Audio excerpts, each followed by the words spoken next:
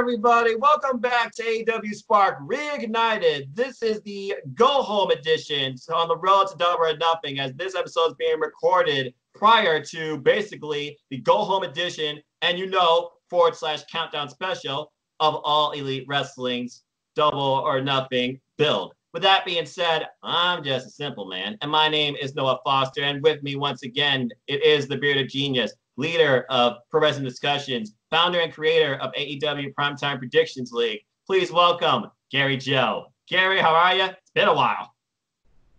It has indeed been a while there, my friend. But what better week of coming on is to, hype up for Double or Nothing. I mean, like, seriously, this card is just so unpredictable, so exciting. We had a mystery entrant, which we don't know about. Anyway, you have to tease us some more. And my AEW hat, what perfect timing that it had to come in this week. I actually, truth to be told, I've been waiting for this beanie for just about 2 months. Seriously? Dead honest. So, I still have my winter beanie. That was the very first thing I bought when AEW came into existence, and that kept me warm the entire winter. Wore it every freaking day. Planes, because it came from China. So. That either makes way, sense. I ordered it from Amazon. I thought it would be here quicker, but that's okay. They must know Double or Nothing's right around the corner. Yeah. So, AEWshop.com, folks. That's where you go do your stuff. Pro Wrestling Tees, Chicago, they got you covered. That's where I get my stuff. And that's not a cheap plug. That's just an honest fact. This is true. Support AEW by doing that, giving them a profit and so on and so forth. Support anyway, pro wrestling. Just support wrestling, folks. That's what we need during this time, as you all know. Because one thing's for sure, during these quarantine times, it definitely has been hard times for all of us, especially as passionate wrestling fans that miss the thrill, the excitement, the involvement, the engagement of being there, engaging in what you love so much, and that is professional wrestling. So AEW tries to bring that to us as organically as possible as they can every week. Now live! Since last time we were on AEWSPARK, they were only doing pre-recorded shows, and guess what, folks? Under every positive potential precautionary they took, courtesy of Tony Khan and the plan laid out for AEW, they are now back on live TV, and we are on the road to Double or Nothing, and this is literally the recording before the final Dynamite before Double or Nothing. And stay tuned, because me, Gary, Mark, and potential others too that support AEW will be bringing you Simply Predicted Wrestling, where we'll be predicting Double or Nothing. But before I get into all that, we got a lot to discuss, as we got 2 episodes of Dark to go over for you, as well as previewing and discussing AEW Dynamite. With that, let's get started. So first off, as you all know who are new to this forum, but may now know, I like to always start this forum by saying some light on Dark, because AEW Dark is used basically to give opportunity, a chance to showcase yourself, a chance to market yourself, but also give you an idea of what the roster of AEW brings. And boy, did they bring it hard and heavy this week, when I can't remember last time they did this. 9 matches. These 9 matches, of course, most of them played in part in the build of building the wrestlers that are going to be involved in the various matches at Double or Nothing. So in this edition of AEWSPARK, we're actually going to join together the AEW Dark and AEW Dynamite matches that set up these matches, these storylines, and give you our overall thoughts and analysis on everything that's been happening lately in All Elite Wrestling. So let's go ahead and start simply with Dark and look over some of these matches, shall we? So first off, let's look at the road to Double or Nothing in this match. Instead of doing a Casino Battle Royale because of social distancing, they are doing something called the basically Casino Ladder Match, where the winner will get an opportunity at the AEW World Heavyweight Championship. The match goes like this. There is a total of 9 participants involved, all of which have been broadcast and now shared with us via social media, Instagram, Twitter, you name it, all AEW platforms. It will start with 2 men, and then every 90 seconds, another man who drew a random number will be joined into the match. But here's the kicker. The match literally starts as soon as the first 2 men are in the ring and the bell rings. For all you know, this could end before we even get to entry number 3. I highly see that unlikely in all likelihood, but still, that's the possibility. And here, it suspends the idea of having a better number allows you a better opportunity of winning. Because your number, while patience is a virtue, could be your downfall. Sure, the men might be down and out, but also one of those men might just climb a ladder as soon as they run out there. So far, we know 8 participants. Guess what, folks? Number 9 is VACANT. VACANT strikes again. VACANT will never be known, will never shed his identity, but apparently we will learn the final participant this Saturday. Boy, did Twitter blow up with the news on that today, as basically some people were throwing around names. I think some were joking. I think some were serious. But I do think there were some interesting ideas as to who might be the 9th entrant. But with that being said, the current entrants, oh my goodness, it's a who's who of this business.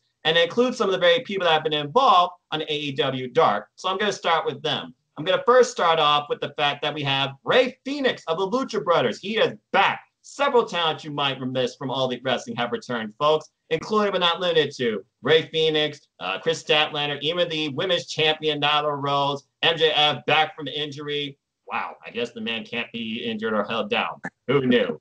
All of Jurassic Express is back with Jungle Boy and Luchasaurus. I guess he found his tail for those of you who have been watching Being the Elite, and so much more. With that being said, some of the matches on last week's Dark, which of course took place on May 11th, included as follows.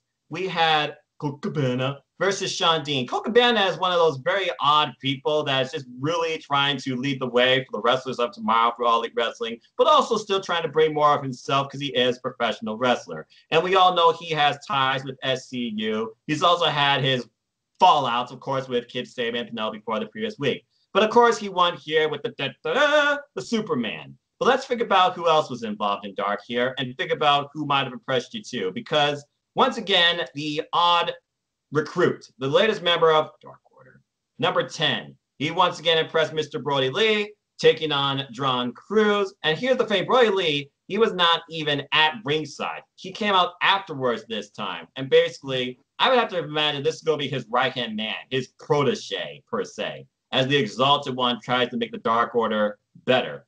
And it shows in his rankings, as the rankings also put Brody Lee on there. So much has changed over the last 2 weeks, folks.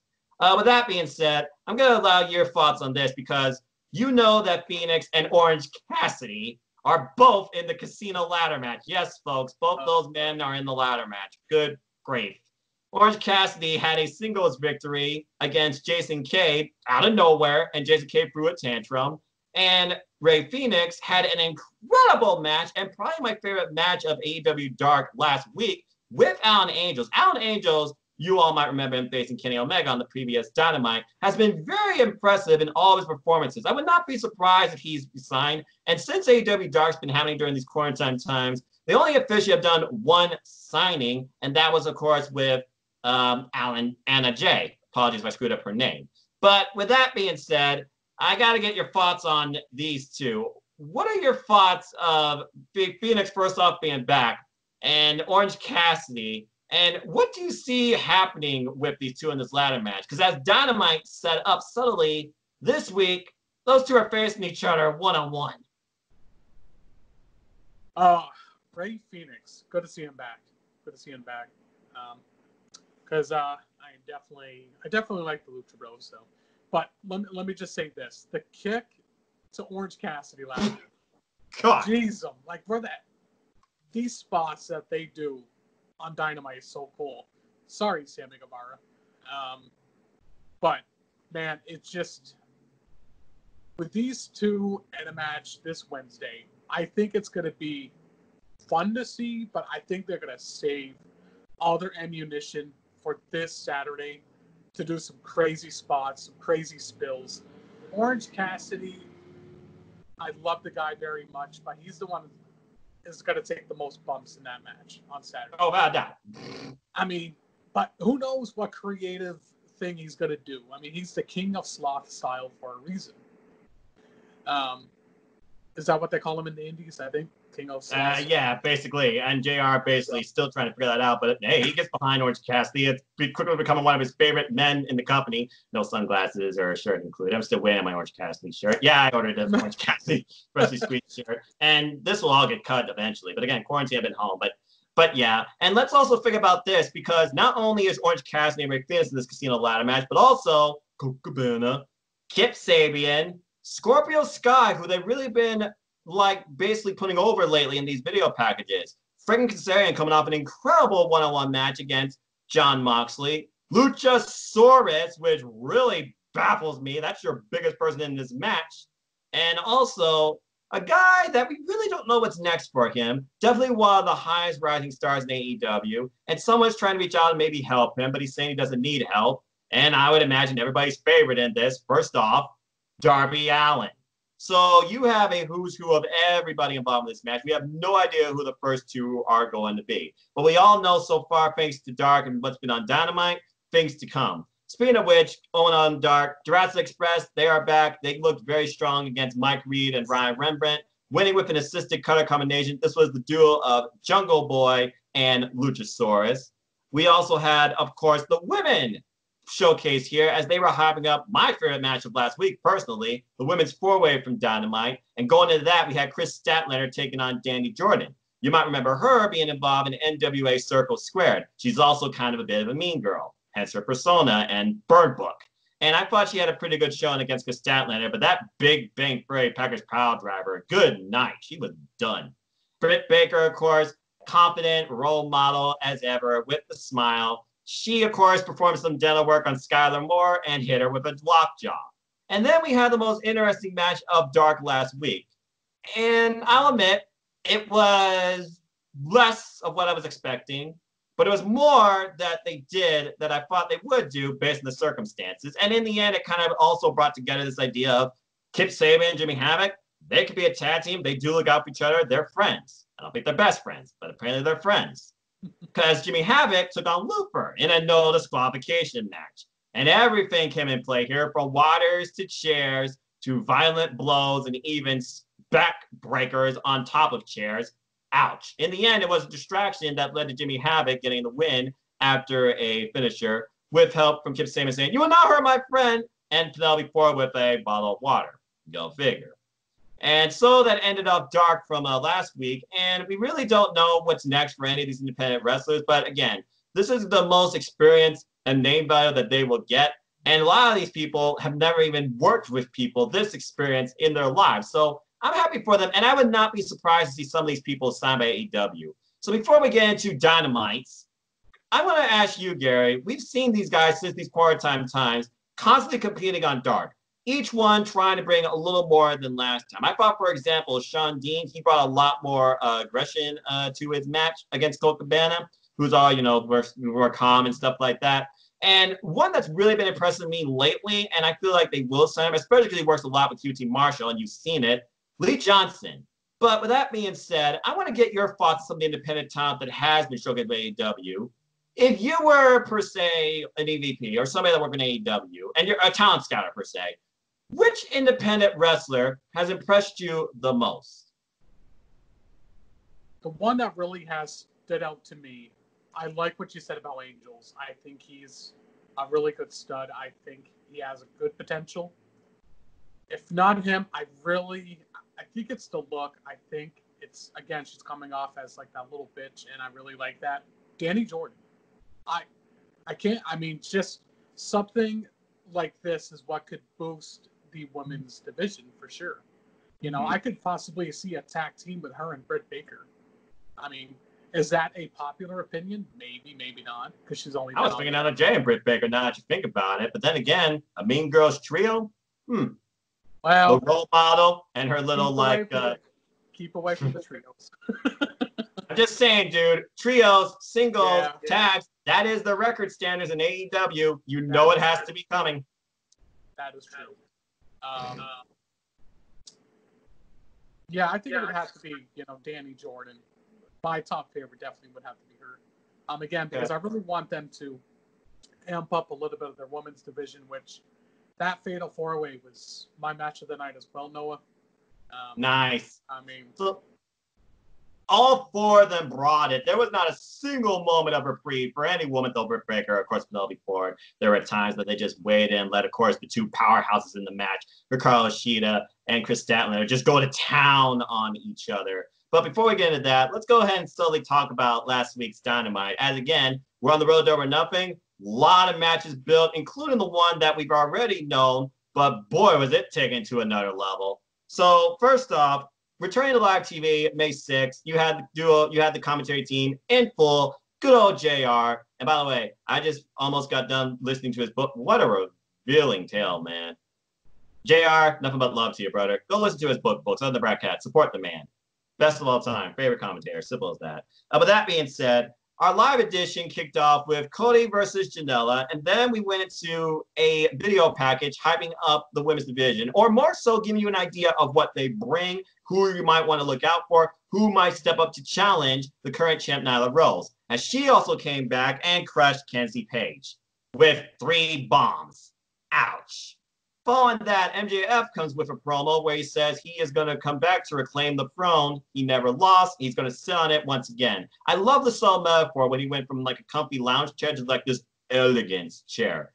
Quite a wordsmith, in my opinion. Pompous, salt of the earth, no matter what, though. And then Shawn Spears tried to throw a guilt trip against his brother with the previous week's Dynamite before May 6th, talking about how Cody had the chance to save his brother. In the end, Dustin's career might be over. That is on you. That's not setting up Dustin Rhodes for Shawn Spears. I don't know what it is. And I feel that's going to be a very amazing match. I feel like Dustin still has a lot more to offer in basically wrestling and also building the talent of AEW. He's a timeless legend. He's a natural for a reason. And then following that, Tony is, of course, interviewing MJF with Wardlow and Shawn Spears. And we learned about another match. And I feel like people may have forgotten about this rivalry or may have just been wondering when it was going to renew, because these two have not met each other for quite a while. They were involved in a singles match where, of course, MJF won, but they were also involved in a 4-way from Fyter Fest, I believe. But I got to ask you, give me your thoughts on the rekindling. We're getting it this Saturday. MJF versus Jungle Boy. What are your thoughts on that? Well, when it was first announced, I was like, but after speaking with you make some good brownie points. I'm now excited for this match. It really will build to me, they're kind of in that mid-card level for right now. So when the TNT title gets established, this is where you will see. Yeah, exactly. MJF, what can you say about the guy? I mean, if he is not literally the best heel in the business, that's for you, MJF. We love you. We hate you. You're a douche. Sounds how you really feel, Gary. And Jungle Boy. Now, we got to remember this. Jungle Boy had a match against Chris Jericho a couple months ago. There was no finish. It was a draw. That build. He only had to go 10 minutes with Le Champion, and he did, much to Jericho's chagrin. Exactly, Noah. Exactly. Am I excited for this match now? To be quite honest, I'm a little unsure, but I know everyone was speculating MJF versus Moxley at Double or Nothing like I was. But we're going to dive into that, I'm sure, because there's something that I want to say. So, but yeah, for this match here, again, it gives them both something to do. At least MJF is on the card this Saturday. And again, this will build Jungle Boy a little bit more as well to make Jurassic Express look pretty good. Well, Jurassic Express has been one of the most favorite teams in AEW, both by the fans and by merch sales. Okay, they're one of the most popular duos, probably trios too, in all elite wrestling. And the thing is, though, Jungle Boy, we were really wondering, what the world, man? Your record's so bad in both tags actions, and he barely has really any singles wins under his belt. So we're really wondering, what is the direction they're taking with Jungle Boy? He could be one of the most promising stars of the future. Are they just really slow burning him right now, slow building him? Because again, a lot of these people, this is live television. A lot of these wrestlers you do know from the independent scene have never been on this platform before. And AEW All Elite Wrestling is still not even 1 year old, okay? AEW Diamond has not even been on air for 1 full year. So I feel it's smart not to jump the gun, and slowly they're finally trying to push these other faces, bring them the time that they need, and nobody's basically like in their own bubble or being held down, as Tony Khan put it. If you're the opening match, I mean, hey, you could be better than the main event. They don't have that status quo here like in the days of Inokiism early in NJPW. Folks, I watch NJPW. If you haven't figured out already, you don't know who I am.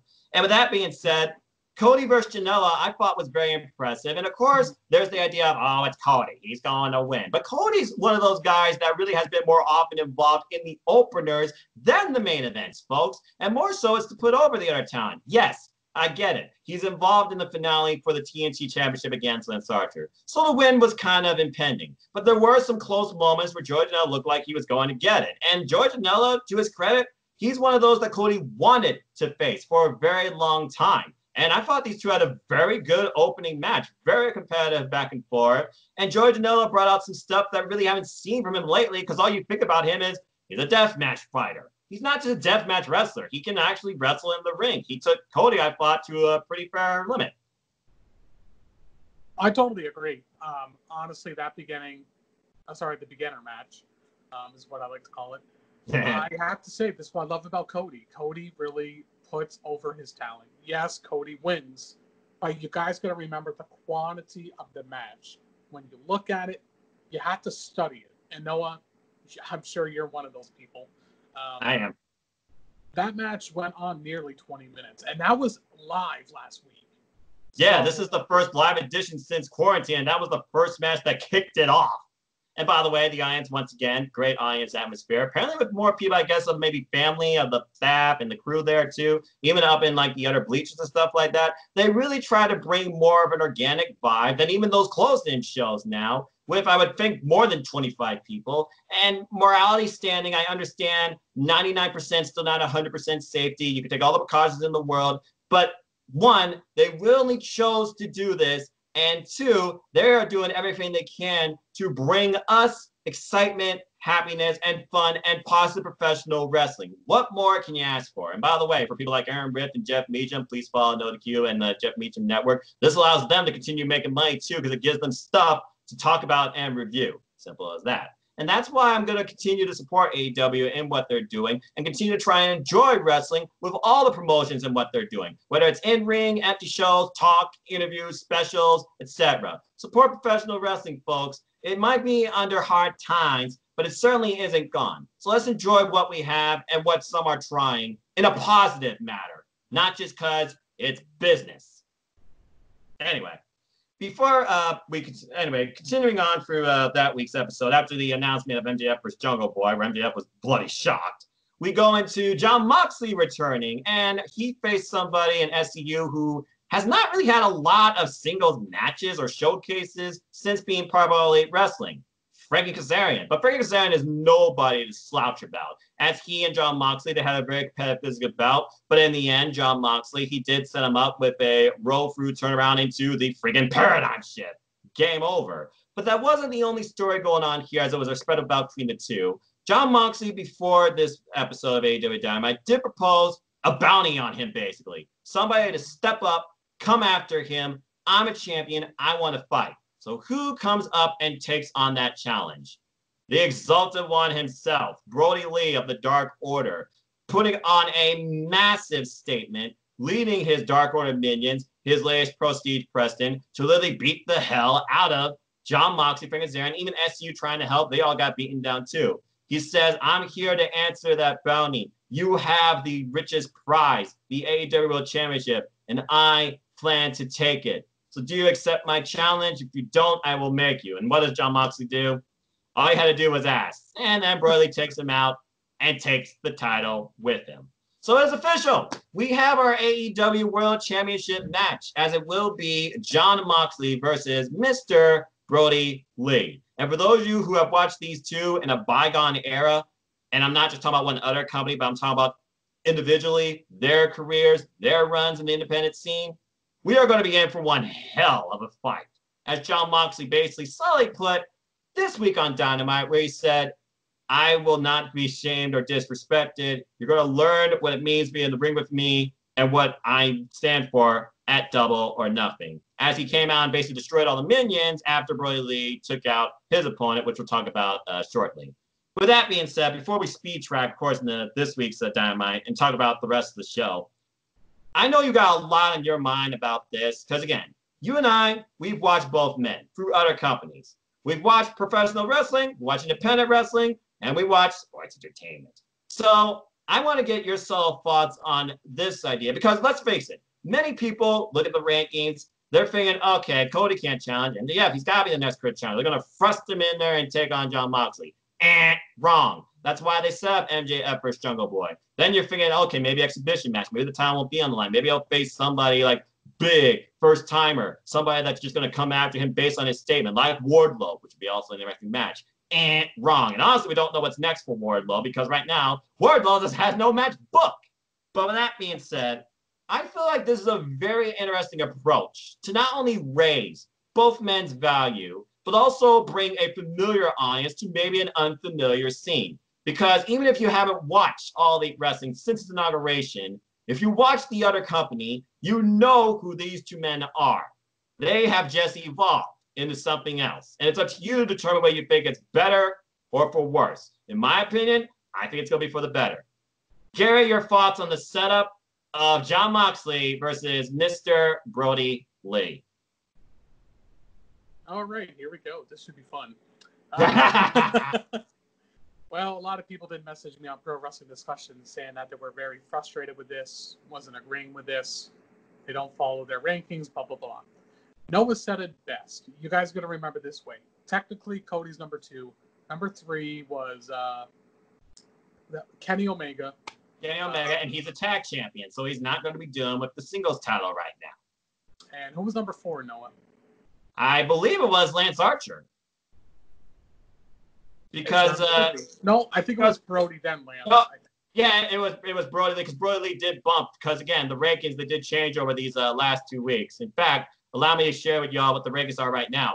Cody's number 1, Lance Archer is number 2, Kenny Omega is number 3, Brody Lee is number 4, and Darby Allin is number 5. While Jon Moxley, he has not had a singles loss yet this year. Well, thank you for that, Noah. So think about it this way, guys, because the guys that I was just mentioning, they all have matches. And again, like everyone was just blowing up my inbox saying, well, it should be MJF. Let me just say this really quick before I get my input with, Brody and Moxley. Please do. MJF, I think they're going to slowly build him strong, and I think he's the one that's going to take down, Moxley. I really do. I think he's the guy that's going to do it. But now my opinion with Brody now, it makes perfect sense. It really does.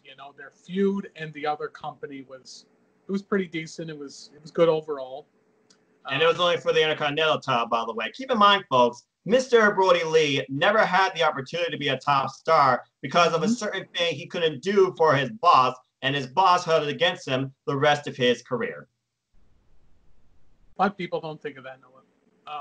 Well, a lot of people don't watch sports entertainment because a lot of people want to forget that sports entertainment clearly exists because sports entertainment is not clearly what they once thought it was. There's a bygone era that people wish was back, and it's never coming back. And that's why some part of that company is trying to reinvent that era for you. Now, is it fully succeeding?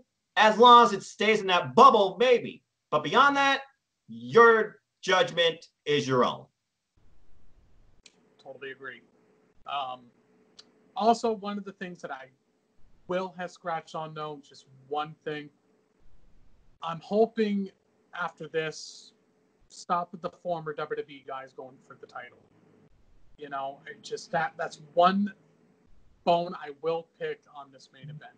Other than that, I'm excited for this match. I liked how Brody has been these last couple weeks ever since he issued the challenge. And guys, we're going to remember this. Pandemic times, AEW just became, again, live a month ago. They had to hurry up to do these things because there was only like 2 matches official for Double or Nothing until, they started going live again. Yeah, so we're going to get into the rest of the card soon, folks. It's loaded. Another loaded show. I mean, whether or not they do the top last year, that's your own opinion because, again, that one was special because it was the first one. And it was a match to remember on that card that was match of the year. Am I seeing something that could raise the value beyond that? I don't know. Again, you're your own judge. Your opinions matter. But I am looking forward to this show. Yeah, me too. And since we're talking about this match, no, I don't think it's going to be the main event. It's probably going to be the second to last for the main event, though, because we're going to talk about what I think is going to be the main event now. Clearance Day, that's going to be the main event. You know what I'm talking about, Noah. Oh, yeah, and we're about to get into that. But before we get into that, looking at the rest of the show, Brandy basically called out Jake the Snake Roberts about this isn't 1991. Women are not the same way you look at them now as you looked at them then, nor are their careers or positions or the way that society should view them. To subtly put Brandy's words, and you would keep my name out of your mouth. Which goes into Lance Archer literally killing QT, and Brandy Rose showing that she could freaking throw a football if needed, as she took Britt Baker's Louis Vuitton shoe, I imagine, away from her after she bopped QT Marshall. Seriously, who throws a shoe? I freaking love that, Austin Powers. That was perfect. I love that. Thank you, AEW. Yes, I watched Austin Powers, folks. I watched all 3 movies. But anyway, that shoe was long gone. And it was that moment where I was like, Randy, you fucked up. I already knew QT Marshall was going to get crushed by Lance Archer. By the way, Jake Snake Roberts, good to see him back, but he was also exercising caution wearing a mask. But anyway, following the match, the QT got destroyed. Britt Baker, she literally jumps the barricade, drops Brandy with a DDT, and throws her to the Murder Hawk in the ring. Oh, boy. And I'm thinking, uh-oh.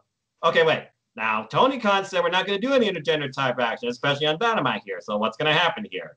So what happens? Oh, my gosh. People want a bygone era, but people freak. And apparently Aubrey Edwards does not like these creatures either.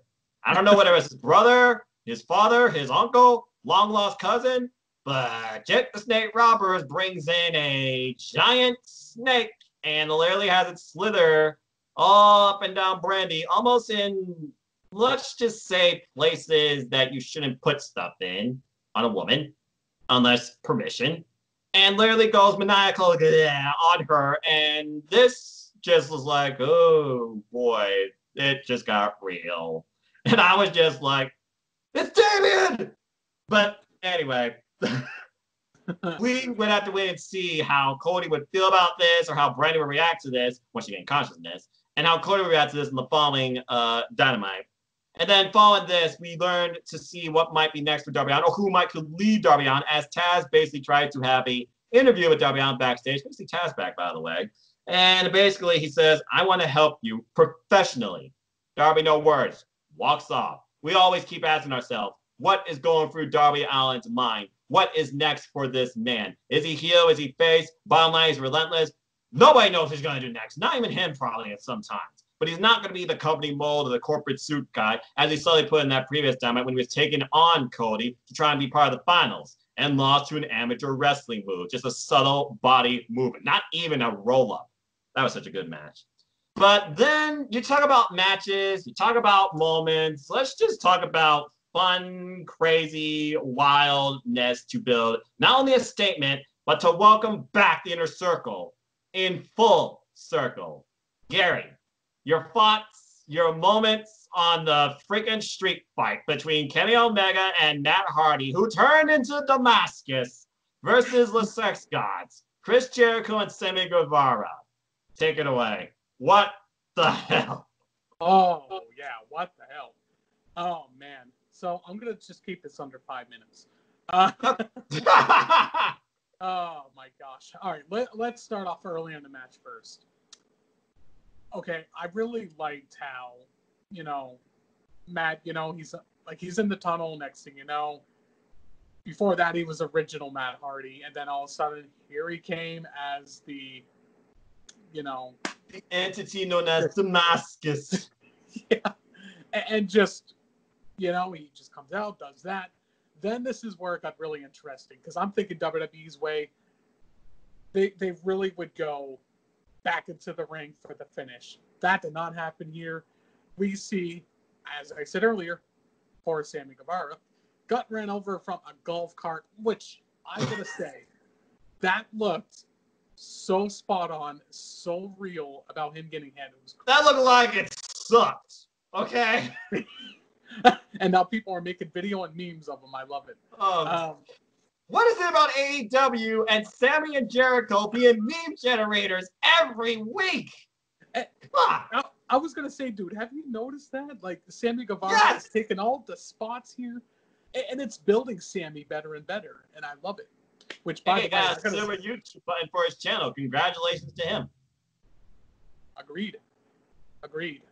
Oh, another thing I liked in this match, the moonsault on the scissor jack thing. That was cool. The scissor lift. Kenny Omega. And how about Sean Spears' priceless reaction as the audience, including the wrestlers, all came through the common area to view this, and literally some of them posted the reactions on Instagram. And Sean Spears was like, "Oh!" And of course, Britt Baker and all the heels are cheering on the Inner Circle. Matt Hardy, he gets ice. He comes out as Damascus, and then everything just goes crazy. Kenny Omega goes to his crazy stance, and this was like 3-on-2, by the way, as Jake Hager was also out there with them because, of course, Proud and Powerful, they were still stuck in quarantine. And yeah, this match went all over the freaking place and used everything except Dippin' Dots, to my knowledge. No, the poor Dippin' Dots. Not the Dippin' Dots! The Dippin' Dots were safe here, people. They were not harmed. No Dippin' Dots were harmed in this match. I can't say the same for a golf cart, an ice freezer, a push cart, a scissors lift, and a freaking traffic cone that Chris Jericho turned into a shirt. I always knew he was a witch. I'm just saying, they literally made it a shirt. I knew they were going to do that. I saw that. I'm thinking, man, this is why. I mean, this whole thing of with Jericho being in the Inner Circle, I don't think the Inner Circle would be as big. You know, I mean, this is why I can never shit on this faction. They are so entertaining week after week. Bubbly punch. But I do got Sammy Guevara's hand sanitizer right on my stove. I probably want that back. Just saying. Continue. Oh my gosh, man. It just, this makes me think, what's going to be the go home show like this week? Because nothing's going to top that street fight from 2 weeks ago. I don't know, but the Young Bucks and Adam Page is going to be back this week, so I'm happy for that. But, man, it's just that main event, I realized what they did that for. Due to this pandemic, we can't say it enough, we are feeling lonely. We're feeling really emotional. And then when you watch a main event like this, it makes you like, oh my gosh, I'm having a great time right now with my family, my friends, whatever, watching this. And I think that's what they addressed here. And last thing I will say, I love how the finish happened near the football field. Yes. You never see that in other promotions. Maybe, well, yes. I can't say that because on Rebellion, Ken Shamrock defeated Sam Callahan. I'm about to say, yeah, I forgot. That was also weird in itself, too, and I did watch that show, folks. I support Impact Wrestling as well. Support wrestling, folks, like I said. Everybody's got their favorites, and JPW is mine. That's just me. But I watch all sorts of wrestling. I watch wrestling 6 days a week. People call me somewhat crazy, and that's your judgment. But, yeah, that closing statement, because, again, who returned and basically helped Sammy Guevara and Chris Jericho win? The best!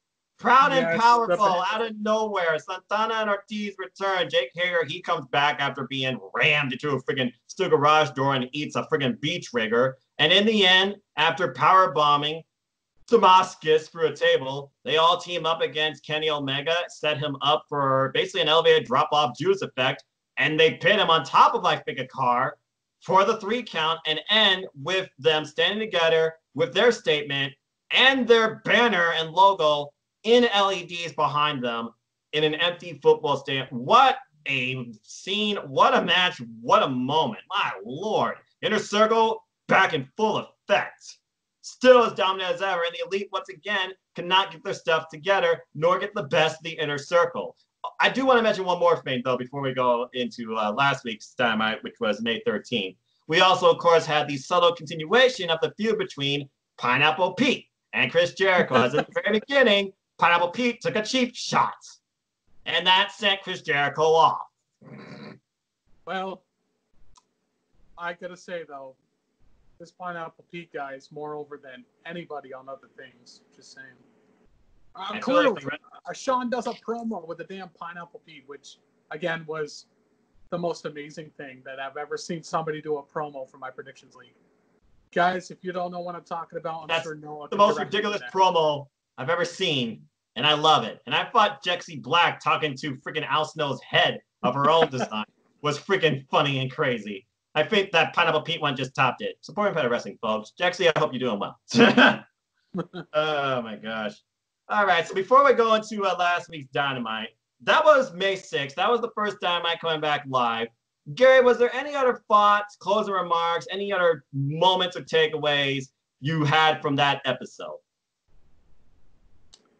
Well, I did share my moments with the main event. That obviously that was really got my attention. The takeaways, to be honest, this was just such a good show. They really went, no pun intended, but all out for this first live show in over a month. Besides the main event for the moment of the night, I really think the match with Cody and Janela, I mean, to me, more of the moment came to Janela's favor. So, yeah. All right, that's fair enough. And again, this episode was a balance of action, entertainment, storyline building, and talent, basically talent recognition, but also awareness for us. And they kind of did the same thing the following week on May 13th, except it was way more action driven. As again, we were setting up Double or Nothing. So let's go ahead and talk about Jake apologizes to Cody. Well, Jake subtly says, oh, I'll apologize to Brandy when she kisses my ass, and basically showed his misogynistic self talking about women, they're only good for two things, and that's in the kitchen and getting me something. Either in bed or something else. I can't remember all his words. But again, this was like Attitude Era, Jake the Snake Roberts, heelish, evil guy at the top of his variety, talking about how Lance Archer, he's going to destroy you, Cody. And speaking of which, Cody comes in, well, not the way you would think. Big F-150, threw a set up a little barricade, for like ambience and effect. And basically, hands taped up. I'm like, uh-oh. Yep, these two fought. But here's the thing about that fight. It really told the idea of how much these two are driven to destroy each other, but how much these two are aware of each other. Counter for counter against Lance Archer's power and aggressiveness, Cody basically countered him, using his own hair at one point to get the better at Lance Archer. They countered the crossroads. They countered the EVD claw. I thought he was going to try and suffer a blackout. And then eventually, Jake calls up Lance like, not now. You don't fight for free. Wait till the pay-per-view. This is going to be an insane fight for the inaugural. Keyword, this is for the first. There always will be only one first. The TNT Championship at Double or Nothing. And by the way, before this episode, Brandy did say on Twitter, I'm okay. Thanks for asking. So apparently she's all right with what happened to her. She's not traumatized or anything. I don't know if Aubrey is, but I don't know. Anyway, following that, we learned the previous week about the women. And of course, the women were involved in last week's Dynamite in an incredible fair four-way match. But we also learned last week before that match about the foundation of All Elite Wrestling. Tag Team Wrestling. Revolt, we're waiting on you. As they basically talked about the incredible work they put into their diverse depth tag team division and all these great teams and how they are building themselves. Private Party, Jurassic Express, Butcher and Blade, the best friends especially, who have really shined the most these last few weeks and given the most for us lately in All Elite Wrestling. But they really didn't have to, by the way, as Tony Khan and Aubrey Evans put over on Unrestricted. Those two fighting that many matches and that much in such a short span of time, mad respect to them. And basically, they talk about how who's going to step up to face this unconventional duo of Kenny Omega and Heyman Adam Page, who are the tag team champions.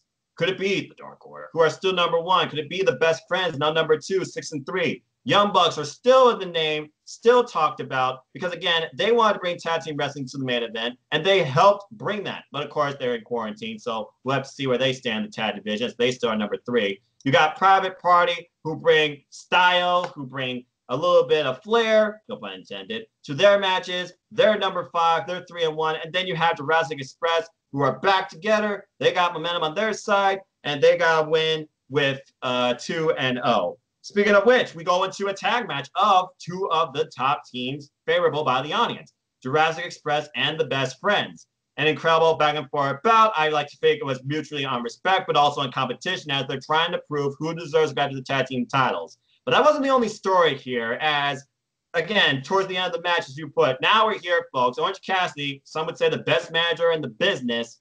Basically, he's there, and it looks like he's about to do something. Until freaking Ray Phoenix comes in from out of nowhere off screen and kicks his damn head off.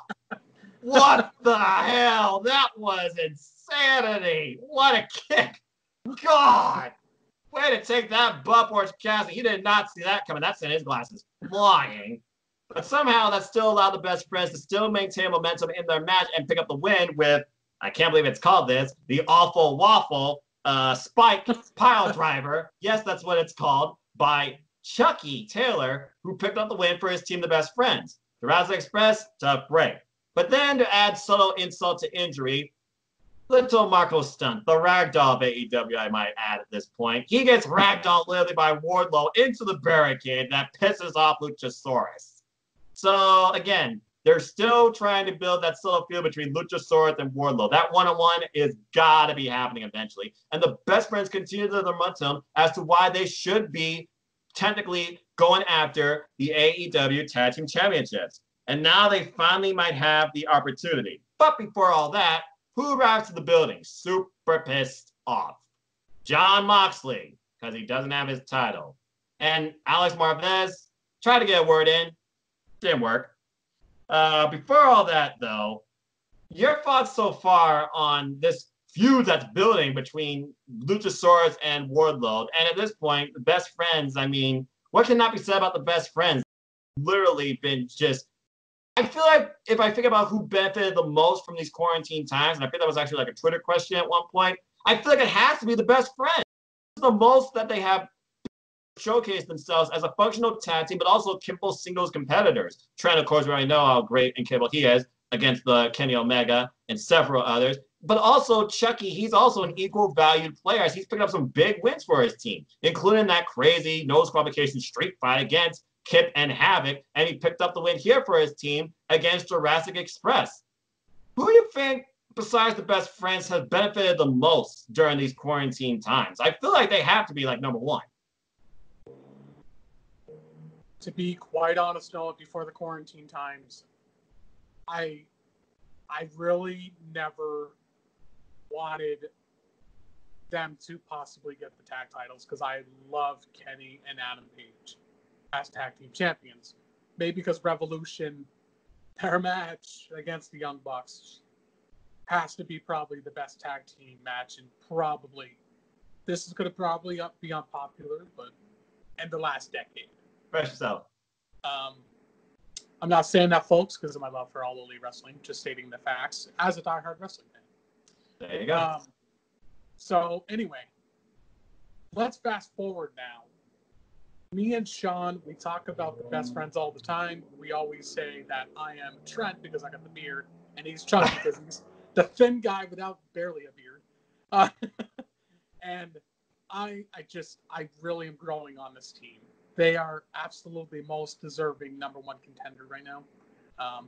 Which, by the way, there is a match with them against the Private Party for the. That is correct. Weekend. So that should be really interesting. I don't see, Private Party winning, but never know. We have seen a very big shocker last fall.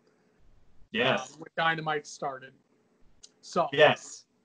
But all in all, Best Friends, I don't care if we have to wait another pay-per-view.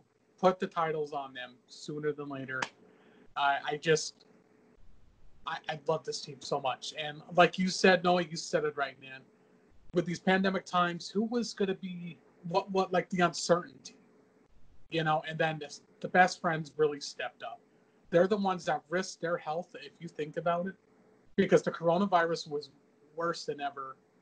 They couldn't have done their matches for a month straight on Dynamite, but they did. And I think they did that because, again, they want to show that they're one of the most deserving teams in AEW right now. So, but overall, like I said, definitely put the titles on these guys. I really like this team a lot. I plan on actually buying the Best Friends shirt on AEW Shop here.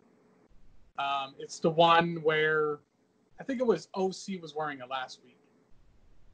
It was the white one. It looked like a little cartoonish. Gotta give the people what they want. And they've been giving the people what they want too with the subtle hugs as well. But Private Party is no one to sleep on because you're right. As they did announce at the buy-in for #1 contendership to the AEW Tag Team Championships, it will be the Best Friends versus Private Party. And Private Party is no one to sleep at since they beat the Young Bucks in the inaugural AEW Tag Team Championship tournament. One of the most impressive, flamboyant tag teams AEW has. And of course, they're coming off a victory from AEW Dark against Lee Johnson and Musa. And that shooting star press, I swear, I feel like it's in slow freaking motion. If he can hit that, I think they can definitely do it. That or Jin and Deuce. It's going to be an interesting match to remember. And again, it's going to be interesting to see what they do with Double or Nothing too. Venue, still undetermined. Setup, still undetermined. Match card, is it fully built? Well, we're about to discuss it and really see because they got a pretty loaded card. Something tells me, Noah, I don't think it's going to be at the Grand anymore. I really don't. It's not. They already confirmed that. So, I think they're going to put a special presentation outside in the Jacksonville Jaguars field, considering the main event, which I think, again, we're going to talk about it here in just a moment. So I think that's where it's going to be. And quite frankly, I know there's not going to be audience, but probably their staff and stuff. But again, we would see something very unique here. Sure, there's going to be like 80,000 empty seats. But you know what? It's different. And again, I think that's where I really, truly believe that's where they're going to have it. I know as well, some people are complaining, well, Mike Tyson, blah, blah, blah. Why is he going to be the one that's going to reveal the title? I think I know why. Is because I think Mike Tyson, since he lives in Vegas, he was a lock-in to introduce that title way before then. And he was at last year's Double or Nothing as a fan. Exactly, dude. See, this is what I like about you, Noah. You pay attention. I've been following All Elite Wrestling since the freaking rally, ever since All In, where I saw Kazuchika Okada versus Marty Scurll. I became a fan of this idea of All Elite Wrestling.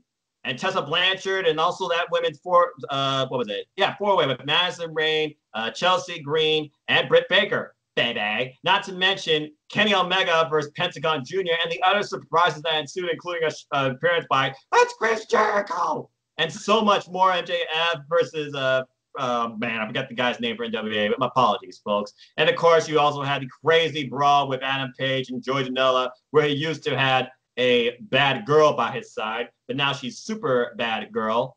Speaking of which, yeah, like I said, I've been a fan ever since they freaking put on All In, and I was like, oh, this could actually become a thing. Sign me up. And here we are.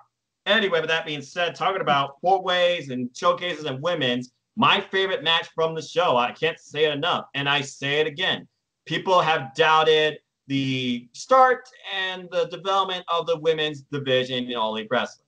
Well, with these four at the forefront right now, I think the women's roster is going in a very good direction because this match not only led to officially the title match we're going to get for the AEW Women's Championship, but also another subtle grudge match. So they're doing more with their women's division, developing more of their talent and bringing you more from it. And I loved everything about this match that led towards it, as Chris Statlander, Britt Baker, Penelope Ford, and Carlos Shida tore the house down in this freaking fatal four-way, exchanging move for moves and counter for counter. At one point, Britt Baker, she was tagged up by Chris Statlander and Carlos Shida in a team backbreaker. And I feel like she had some solid animosity against Chris Statlander ever since that moment where I think she was trying to be booped by her, like, oh, let's move each other's work together. And that didn't happen. And Chris Statlander took some sort of ridiculous moments here, trying to pull off the Big Bang Theory for the win, only to get super kicked in the back of the head by Britt Baker. At one point, you literally had Penelope Ford take out Britt Baker, and then Chris Statlander be taking out Carlos Shida, breaking up a pinfall, all four women down. Nobody with a reprieve or rest break. And you go towards the end of the match, and you get a poison Rana done by Penelope Ford to Chris Statlander, literally spikes her, stands her up straight, And by the way, folks, Chris Statlander, for all we know, she's probably been dealing with sickness or close to protecting her immunity ever since basically the revolution. I always knew someone wasn't right fully with her health-wise since then, because I could tell she has a mask on for her own safety. Now, respect to Chris Statlander, please stay safe. And with that being said, this match right here, though, and then the end where Shida finally gets the best of Penelope Ford, who tries to get the best of Shida, only to get caught in dropped over the knee. And I hear Solo screaming off in the background, and we find out Carl Shida finally hits the running knee strike for the win. By the way, I think Ford's downfall happened when she tried to get Kip involved, only to have a moment of love on air. Stop that in freaking wrestling, okay? That takes away from the damn action. You don't need that. Colt Cabana was right, dadgummit. Shocker. But anyway, Carl Shida, she gets the win over Penelope Ford, as I predicted. But on the outside, somehow Britt Baker finds a glove and locks Chris Statlander in an extended lockjaw. As Nyla Rose watches this entire match from ringside and holds up her title after seeing a Carl Shida, basically confirming, I am the number one contender, I'm coming after your title. This was further confirmed backstage in a little interview where Nyla Rose came to congratulate her, except for one thing. I found your candlestick, bitch. I knew she had it. I knew she freaking had it. But because of that, we are now officially getting a no disqualification, no count-out match for the AEW Women's Championship between Nyla Rose and Hikaru Shida. Also, a grudge match between Chris Statlander and Britt Baker. What a freaking match, and what a setup for Double or Nothing. Gary, before I continue on, what are your thoughts on those two matches and this Fatal 4-Way in general? Let's start with the Fatal 4-Way. I really was a little sure about this. Yes, I really liked when it was announced. But man, these women, I mean, I can't say it time and time again. They really bust their ass. Like, they've really tried to give this feel for the women's division when everyone puts it in doubt. Strong, competitive, stacked. Yes, exactly. Exactly. And with Britt Baker, for example, doing the lockjaw on the outside to Statlander with, like you said, a glove out of nowhere. It's so genius, like pure genius from Britt Baker. If you guys follow Chris Van Fleet on YouTube, she will explain how that all started. She said in her character, well, I don't know if these people have plaque and all this stuff, because again, she's a dentist. Right. Did you know she's a dentist? I love this Britt Baker so much, man. Brilliant. I mean, like, literally, she definitely must be getting guidance from the man of her life, baby. I think it's Tony Schiavone in this case, but I get what you mean. Two of the best heels in the business right now, and one is the freaking longest reigning champion of this promotion. Exactly. And Statlander, she's my favorite with the women's division. I think you and Aaron Riff have a subtle liking to Chris Statlander. I'm just saying. Well, bow down to you, Aaron. If you watch this video, Mr. Rift, bow down to you. But yeah, so, I mean, you really could see Statlander's, you know, she's definitely the muscle with the women's division right now. Shida, she is the most flamboyant. And experienced. That too. That's the key thing I think you need to take away from this match. I think Hikaru Shida is probably the most experienced woman in All Elite Wrestling from a wrestling standpoint. I don't think as far as live TV goes, but I feel like she brings the most to this division. Every one of her matches is an instant classic, it seems. And sometimes she puts over even further who she's up against when she lets her hair down and really the fight goes to another level. And I feel that's part of the reason why they signed the likes of Anna Jay. Because again, Anna Jay, she had a match with Hikaru Shida. And guess who's having a match next with Hikaru Shida? One of your faves, and this potentially could be her biggest shining moment. Because coming up on Dark tomorrow night, it's Hikaru Shida versus Danny Jordan. I can't wait for that. I really can. Maybe we could see them put the brakes on. No, I'm just kidding. I think that's going to be a good match. And I think so too. And with Penelope Ford, unsure with her. She's a little eye candy, to be honest. But with that being said, guys, got to remember she had an upset victory a few weeks ago against Riho. We got to remember that. So again, they're building their women's division the right way, slow paced, make sure it's comfortable before they go, full throttle. And they're doing a terrific job here for the last month. And I know people say, well, this. You guys got to remember, walk before you, crawl before you can walk. Exactly. That's what they're doing here. But the match now for Chris Statlander and Britt Baker, that is, by the way, going to be with the buy-in. So I can't wait for it. I mean, they're probably my top. Yeah, they're probably in my top 3 or 4. Well, considering you talk about rankings, the current rankings in the women's division, Hikaru Shida is still number 1. Chris Statlander is number 2. Britt Baker is number 3. And the other 2 who haven't been on in forever, it's interesting to me, Yuka Sakazaki is number 4 and Rico is number 5. And that is as of course, last week, which, of course, is May 13th. So we'll have to see what happens come post-Dynamite, because there's no doubt in my mind they're going to have some sort of break-ins before Double or Nothing. And who knows, that might come into play in our predictions. We'll have to wait and see. But yeah, as far as Britt Baker and Chris Statlander goes, this is going to be a very interesting match because it could really go either way. I mean, Britt Baker, who's constantly building her character, I'm the role model, I'm a dentist, I should be the one that should be leading the women's division, and Chris Statlander, of course, who come off a loss from the last preview, always looks strong in the ring, finding potential illness or ailments to her. She's going to bring a very competitive, aggressive, angry attitude now after the doctor locked her in that lockjaw. There's no way Chris Statlander is going to go in here her unorthodox, somewhat mild demeanor, unless she actually hides it and then she just tries to beat the hell out of Britt Baker. I'm really looking forward to this grudge match. Keyword, grudge match. And it's a real grudge match. But with that being said, we think about grudges. I really wonder if Darby Allin is holding sort of grudge against Taz, especially not knowing about Darby Allin's amateur wrestling. Because he did talk about, once again, how, look, maybe we came off the wrong foot. I'm just trying to help you, all right? You lost to like an amateur wrestling move, okay? And of course, Darby Allin, he makes a statement about, apparently you don't know that I was doing this for quite a while, walks off.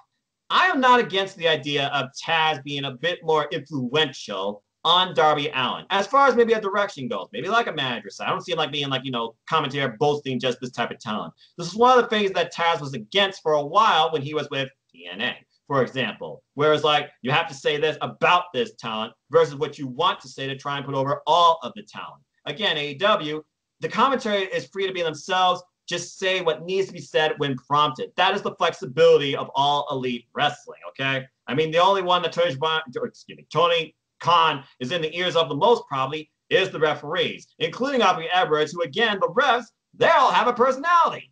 But with that being said, following that, speaking of personalities, what can you say about MJF against Lee Johnson, the captain? Lee did one move, and I saw Aubrey's face, and I had the same face too. You slap MJF, you fuck up. Because a shoulder breaker caused an immediate tap out for Mr. Lee Johnson. And then MJF, he declared that he has a match again the following week because someone had an open contract. And it's against Marco Stunt. Ah, jeez. You know what's funny about that, Noah, is Sean, see, we had a thing last week where if you guess MJF's opponent correct, you'll get an extra point for it. And I think you know because we've done that in the past. Yes. So Sean literally did say Marco Stunt, but he obviously didn't gain a point because that's for next week. But still, obviously this builds with MJF and Jungle Boy in the long run. So, yeah, who knows how that match is going to be on Wednesday for sure. Well, considering how close Jungle Boy and Marco Stunt are, being not only 2/3 of Jurassic Express, but also some would say these two together as a team, they work pretty well together. I'm sure it's going to be very interesting, and that's really what this is going to be about, sending a message to Jungle Boy, because I'm better than you, and you know it. Hey, that's what it's about. But apologies, I almost forgot. How could I forget about Proud and Powerful returning for their in-ring debut versus Kenny Omega, and this time it was not Matt Hardy, it was Damascus. So I guess sometimes it's going to be Matt Hardy on Dynamite and Damascus on Dynamite, or a combination of both, depending on the circumstances. Here it was Damascus, And in the end, these two finally got something over the freaking Inner Circle. The Elite finally gets a win.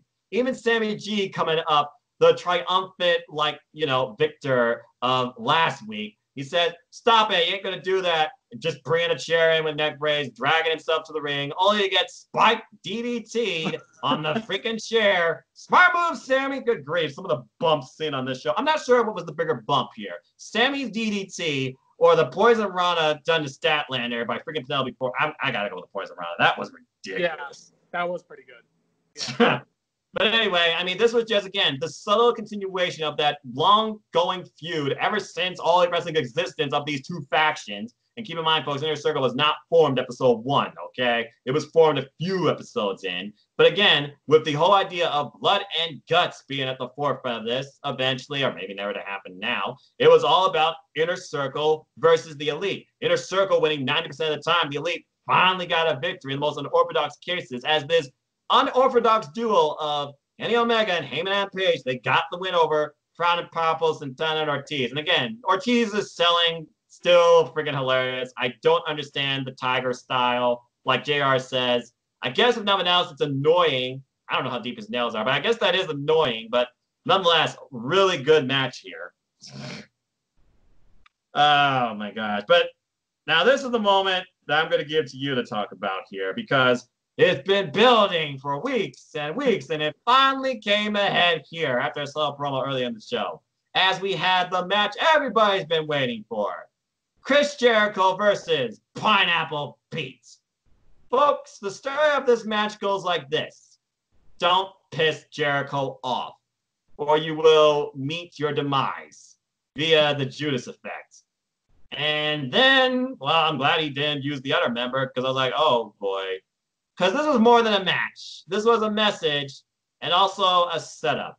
Once again, from the innovative mind of Chris Jericho and the unpredictability of All Elite Wrestling. Because I never saw this happening in a million years. Jerry, take it away. To be honest with you, I was very disappointed in this match. I really was. Pineapple Pete had a match a couple weeks ago against Sammy, and he went nearly 15 minutes. Correct. And I thought both were brash, arrogant, and full of themselves. And of course, Sammy got the win, but I thought it was a very impressive showing for Pineapple Pete. At this point, I'm calling him that going forward, too. Yeah. I mean, he's already got a t-shirt out already. Go figure. Surprisingly, Pineapple Pete, folks, he's not All Elite. Yet. Again, they listen to the fans, people. And I think that's what really built Pineapple Pete against Sammy. Here against Jericho, yeah, I was expecting a really good match.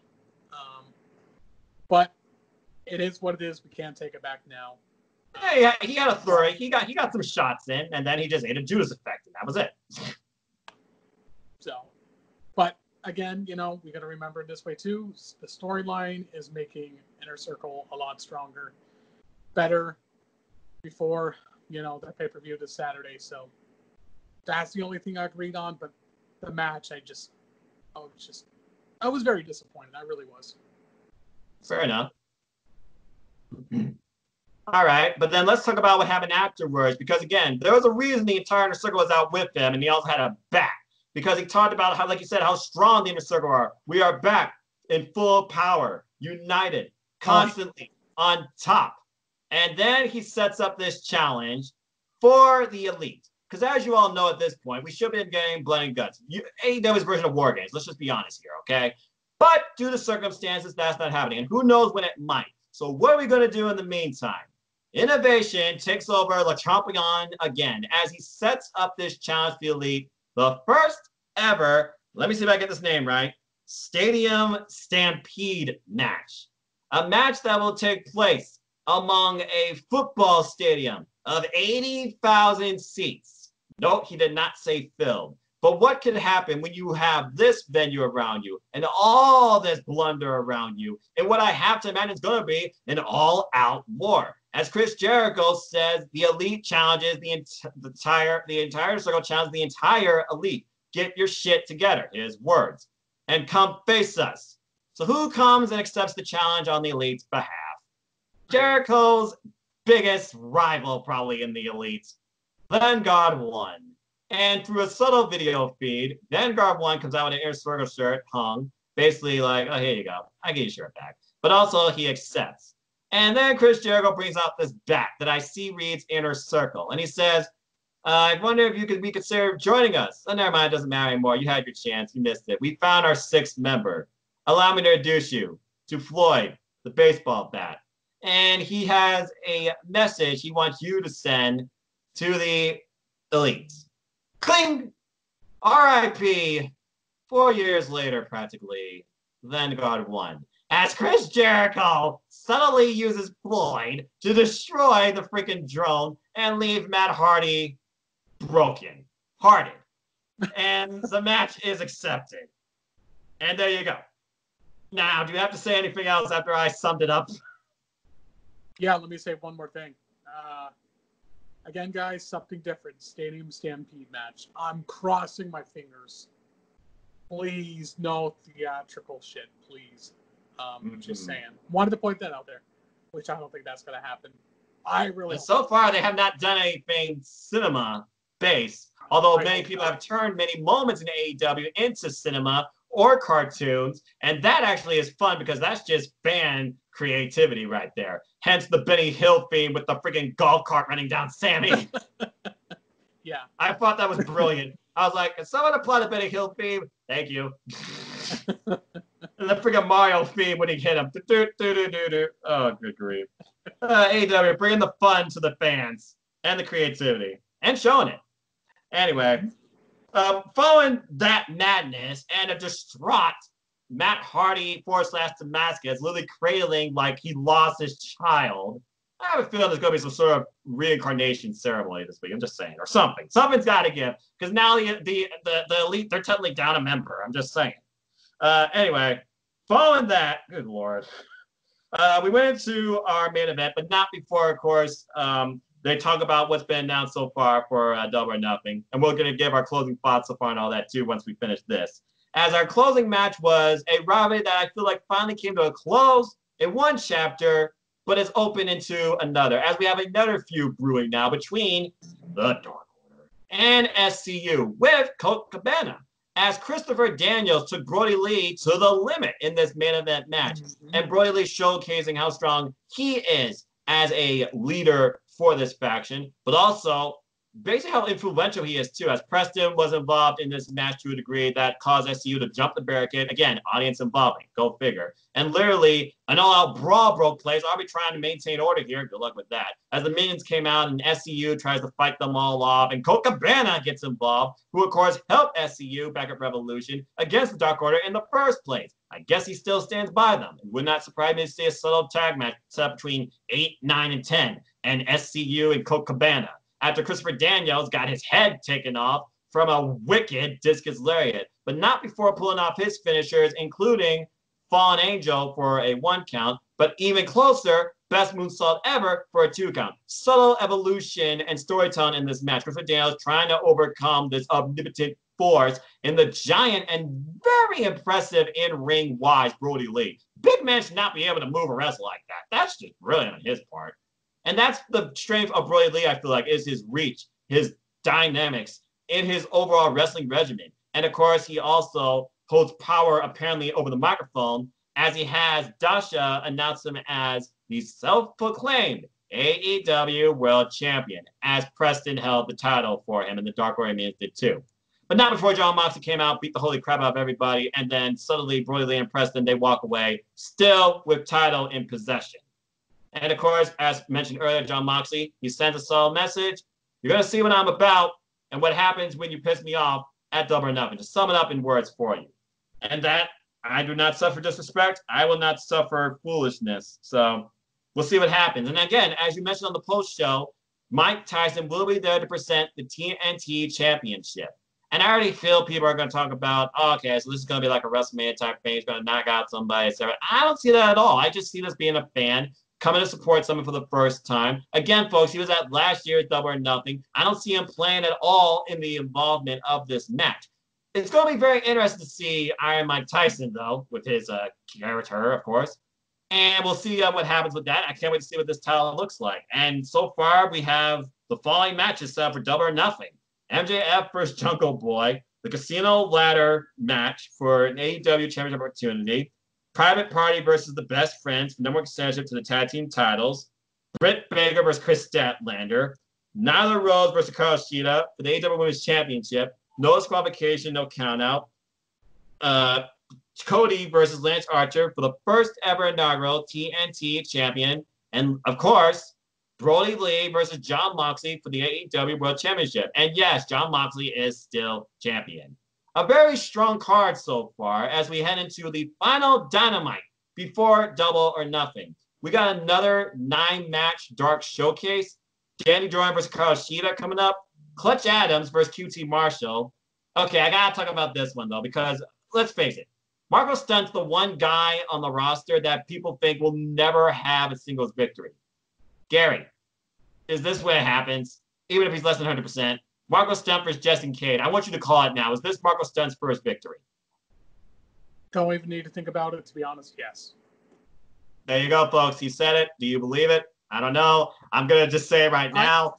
I don't...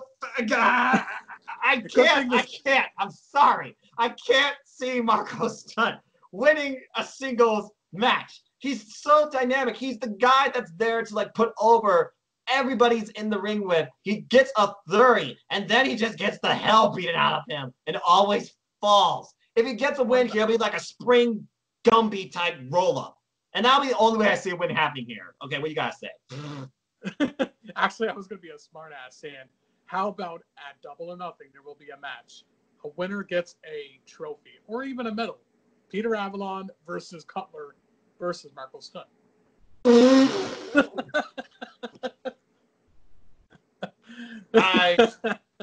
Okay.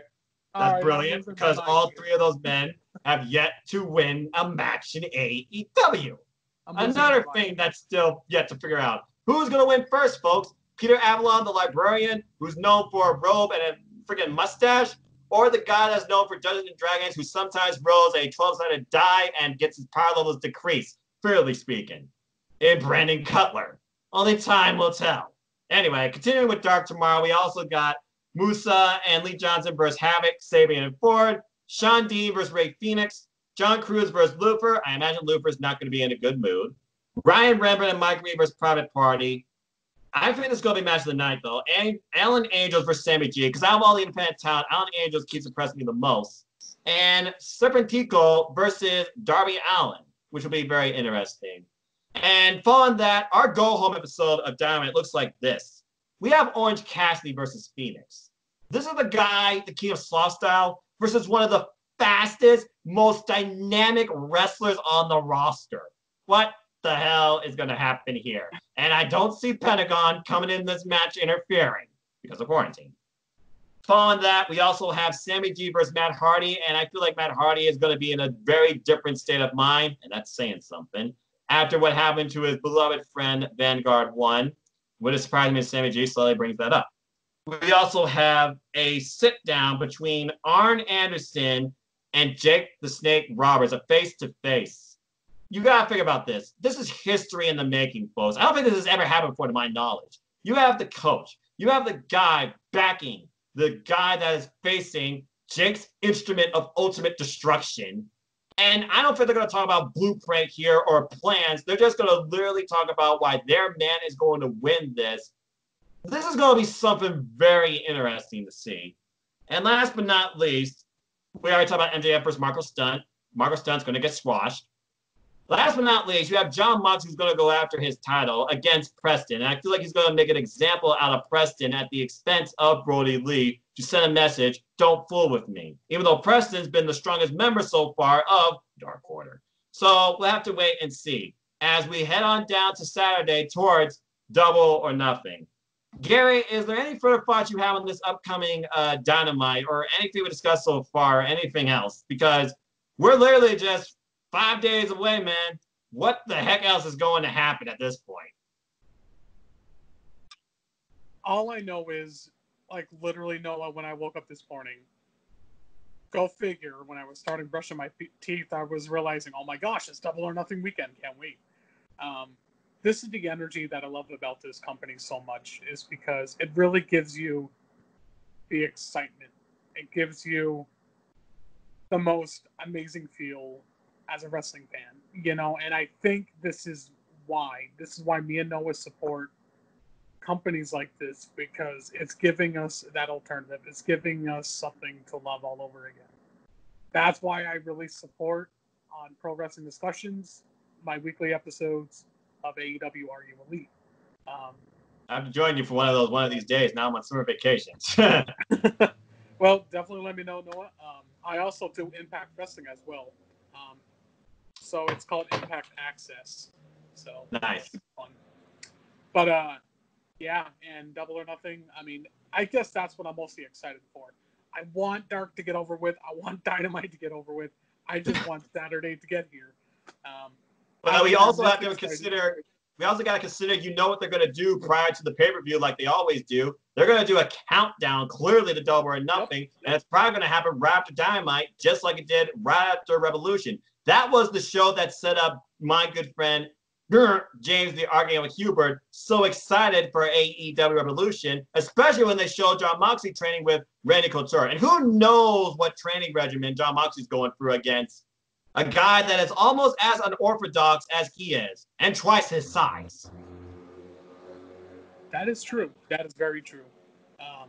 Which, by the way, guys, use the hashtag Join the Revolution. I agree. And, yeah, I'm just very excited for this week to hurry and get to Saturday. Well, TikTok, so I got to say about that. Before I close here, let's go ahead and share some thoughts here. Spark some feedback, because you do bring up some solid points about the company. We also talked a lot about the presentation. We also talked about things to come, but we also talked about freaking VACANT invading the company too. So that being said, let's go and open into some forum discussion here.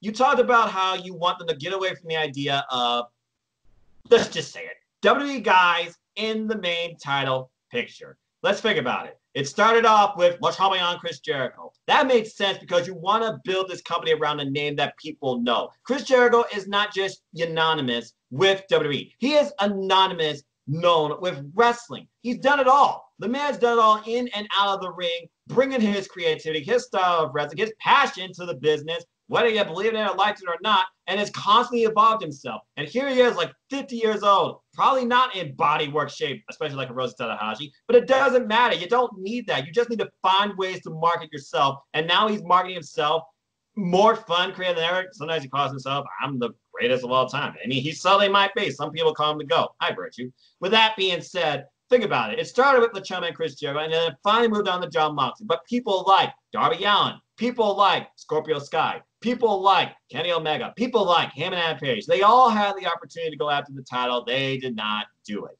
Maybe that's because they were not ready for this yet. You got to think about this. Being a champion means you represent the company. You represent the network they're on. It's up to you more than anybody else to bring eyes to this company. So who was the next subtle idea beyond Jericho's title reign that they went with? Jon Moxley, reinvented, redefined, reinvigorated, re-inspired by his love of professional wrestling.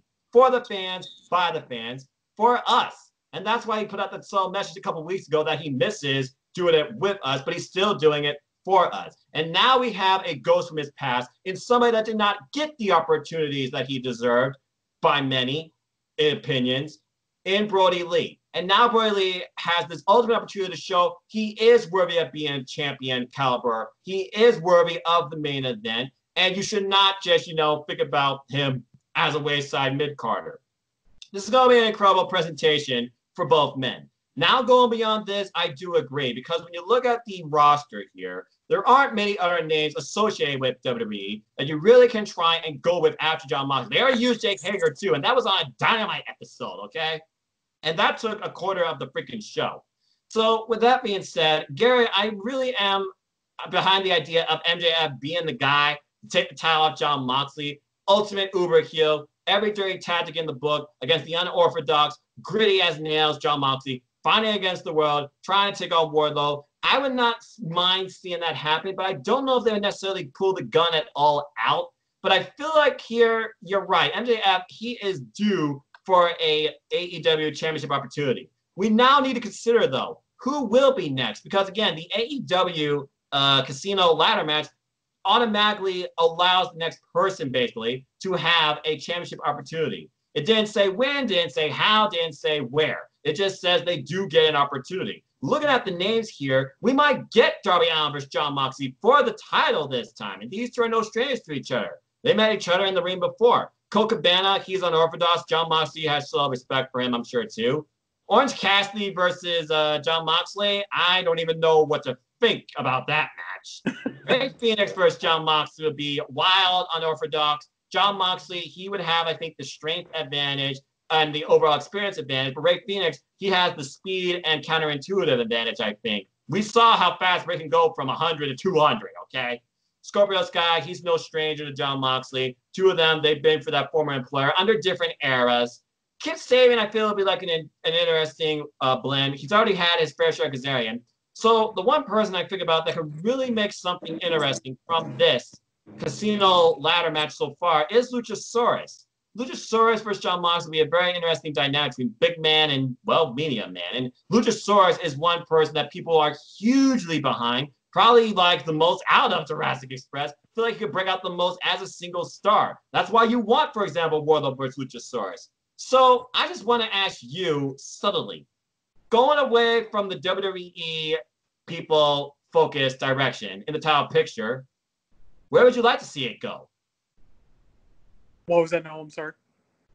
Sorry. I was basically saying, going away from the WWE picture of wrestlers in the AEW World Title picture, where do you want it to go? Who you want to be involved in that first?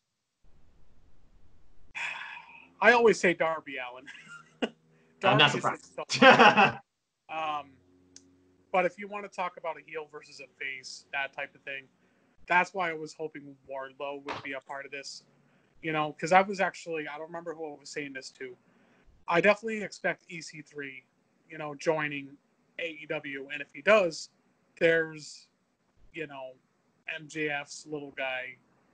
Like, basically what I'm getting at is it would feel like an Evolution breakup where Batista, you know, he took down the main guy of the group. And yeah, I remember that. Then Wardlow's career would spike to new levels if he gets rid of MJF. But again, I just, everyone's voices be heard, you know, with this brand, and I'm crossing my fingers. He's my pick right now. I'm just gonna say it. I'm hoping Darby. This is why the 9th mystery guy, I don't know who it's gonna be. I want to know who the hell it's gonna be. I know, freaking Vacant. He strikes again, freaking Vacant. And yes, folks, we know the road to Over and Nothing. They're doing another live special on YouTube as we are recording this Monday night, 7:42 p.m. Eastern Standard Time. Definitely going to watch that after this. That's definitely going to go towards our predictions later in the week. All right, so with that being said, I got one more thing to think about because you do bring up a name. You brought up the name EC3. I got to think about this. With so much going on in the world today, there is so much open opportunity now for AEW or any wrestling company, to pick up talent. I feel like when someone's name is released, for example, the first name they think of is person should go to AEW. Okay, I get it, folks. AEW, it's something different. You're engaged, you enjoyed it, but there is more to wrestling than AEW and WWE. And JPW, Impact, Ring of Honor, NWA, GCW, MLW. There is so much wrestling out there in the world. But I'm just going to say this right now. There's a couple names people did propose in Vacant. There was once a tease of a man. We didn't know where his future was going to lead. He got injured, basically, and taken off. And ever since then, people are like, oh, he might be all elite, especially after Twitter. But his wife says, how do you know this? I'm his wife, and I don't even know that, okay?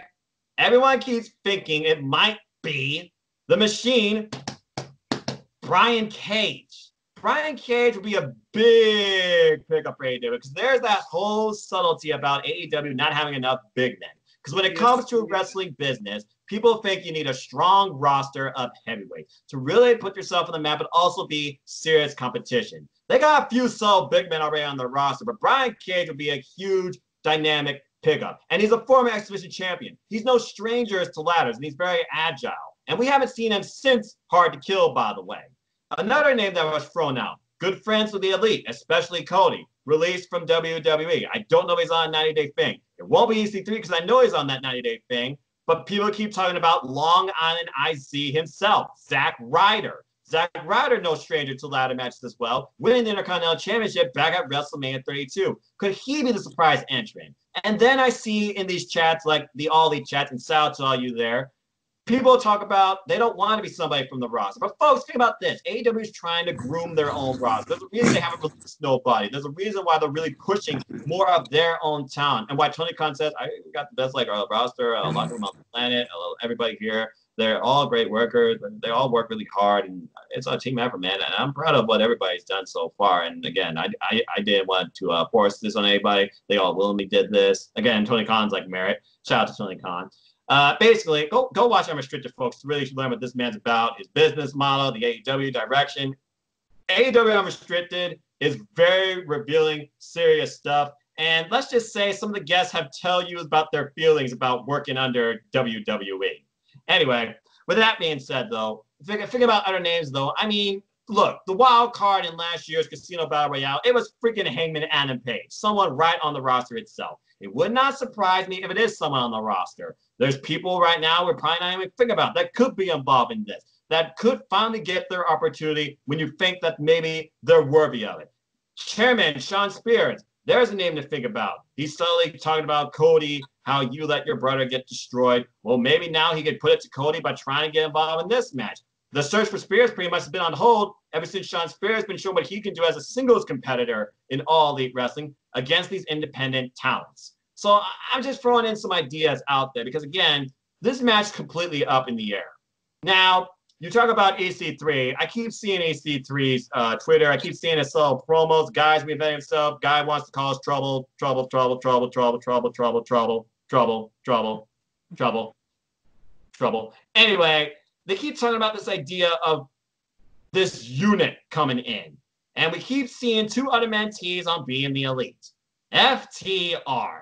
The idea of EC3 and the Revolt, as they're called, becoming part of the AEW roster, I do find that rather interesting, but I don't see that coming to play at Double or Nothing. So many people think that the Revolt might surprise us at Double or Nothing, like Jon Moxley surprised at the very end of last year's Double or Nothing.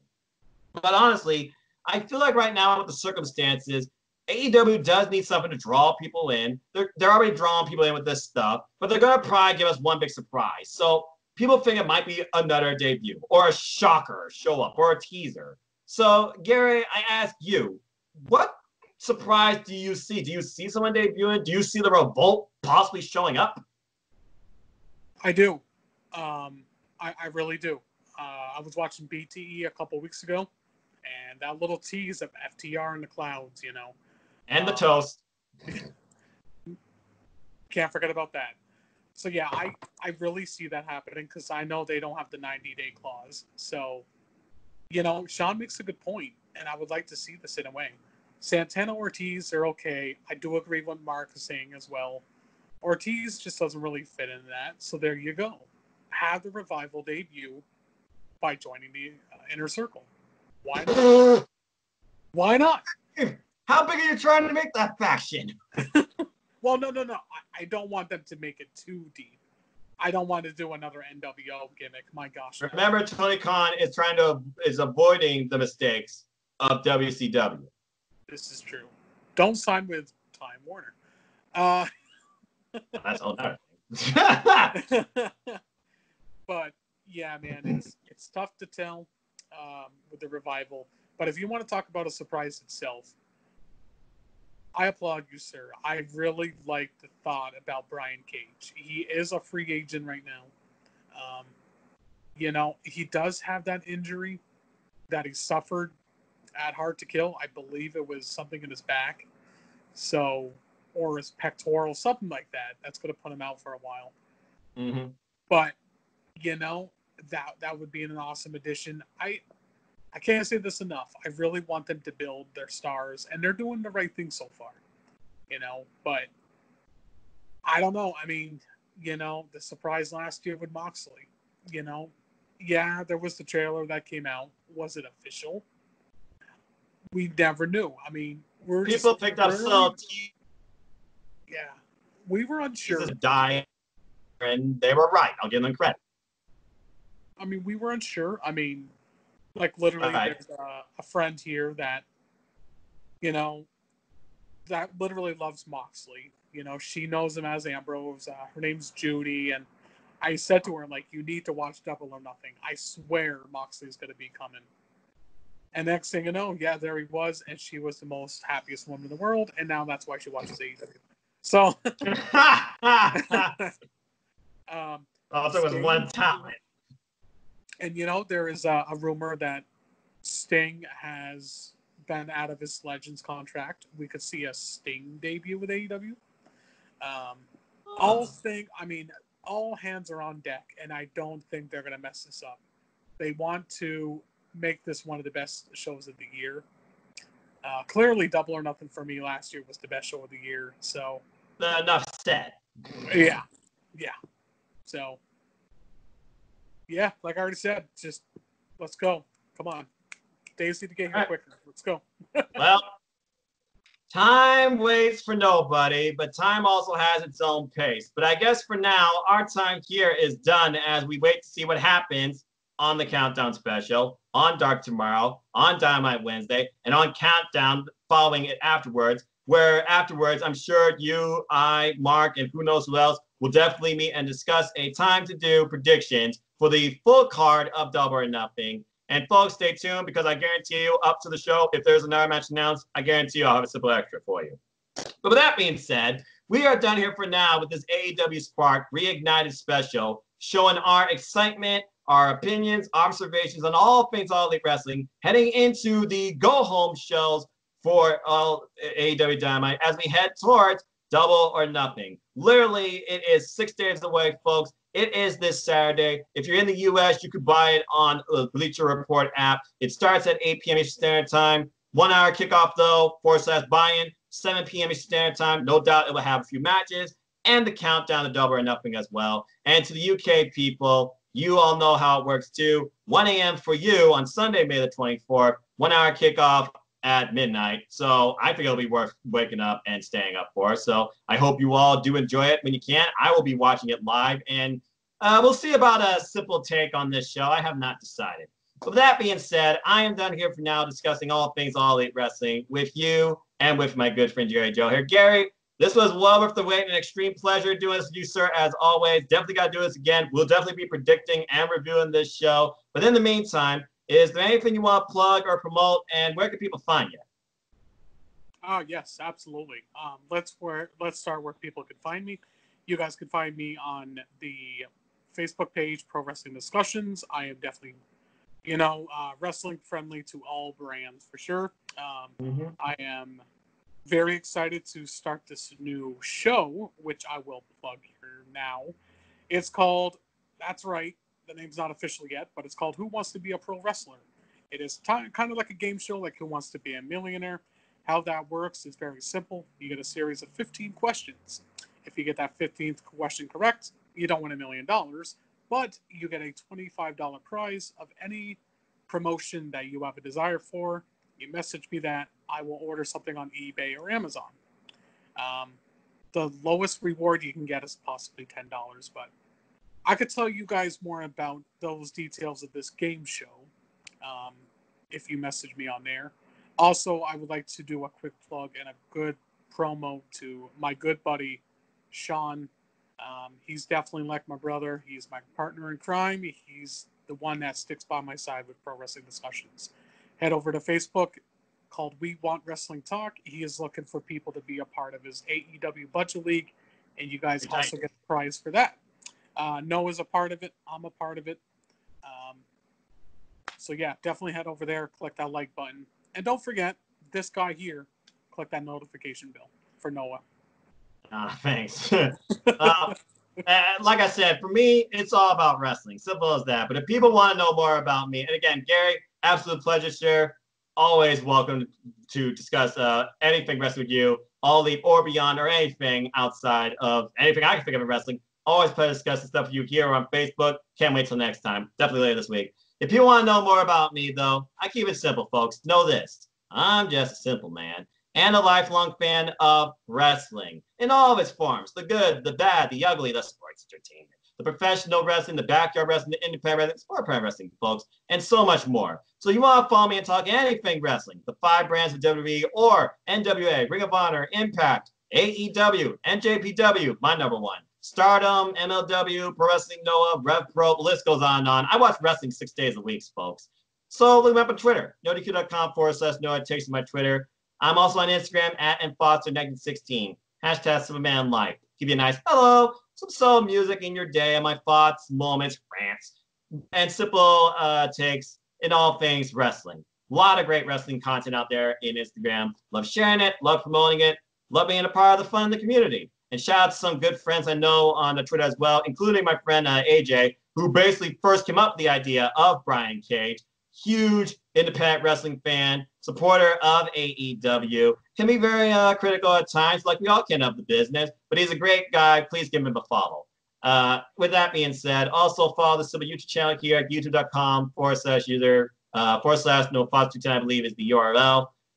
Basically, this channel is just all things wrestling. Things have been slow lately with quarantine and work and school, but now that college is over and the summer started, I may not have Dominion, Dontaku, or Best Super Juniors to discuss, but I do hope to bring some more wrestling reviews and content to you. Maybe I'll do some simple takes on some of my favorite matches in NJPW or wrestling. I do plan on doing Simple Predicting Wrestling for Double or Nothing, for Team NEDQ, for Team All Elite, and of course, with Gary Joe for pro wrestling discussions. Please stay tuned for more of that. Link in the description down below for pro wrestling discussions and Team All Elite and We Want Wrestling. Please join those pages and follow them. Great, fun, positive, welcoming atmospheres. Also, stay tuned. I will be doing it. You know what? The heck with it. First time ever. I will be doing my own version of a review for AEW Double or Nothing, possibly with this gentleman right here if time allows us to. Otherwise, we'll set up a time, just like we did here. There will be a simple take for Double or Nothing, giving you our thoughts on the results, our opinions on the show, the quality of the matches, and what we think is next to come in All Elite Wrestling and AEW Dynamite. Stay tuned for more on that. Also, if you haven't figured out by now, the reason I'm even into YouTube, support NoDQ. The reason I got into YouTube, forever indebted to the NoDQ family, Team NoDQ for life. Shout out to those that got me in this.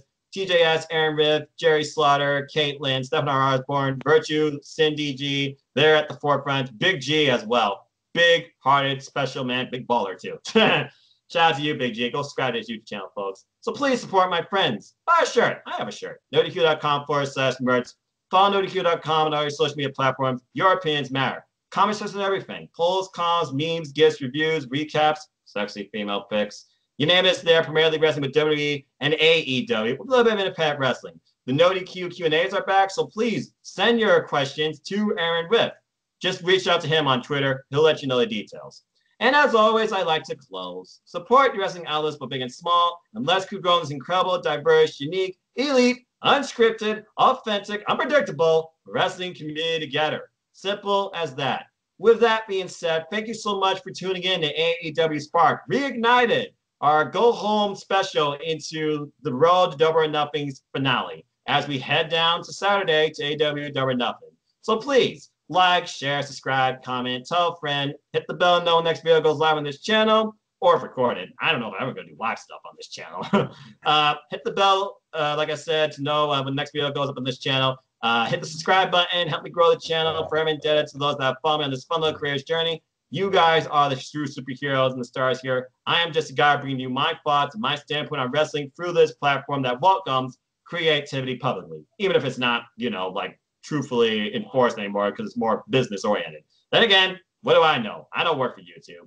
But anyway, until next time, for my good friend here, the beta genius, Gary Joe, I'm just a simple beta quarantine caveman of NoDQ, and my name is Noah Foster. I hope you all take care, enjoy life. Tomorrow's never guaranteed. Trust your families. Enjoy wrestling. There's someone out there for everybody. Find someone that connects to you. Build a friendship, build a discussion, build some fun out of it too. And basically until our predictions, which will be the next video on this channel, I hope you all stay dry because it is raining as crazy right here, right now. And have a good night. And Gary, let me say this. This was a pleasure. Good luck to the finalists in the AEW Primetime Predictions League Season 2. All the best to all four of you. Chris Mace winning for a simple holiday. Bye, right. And we'll be back with 205 Life Matters eventually, too.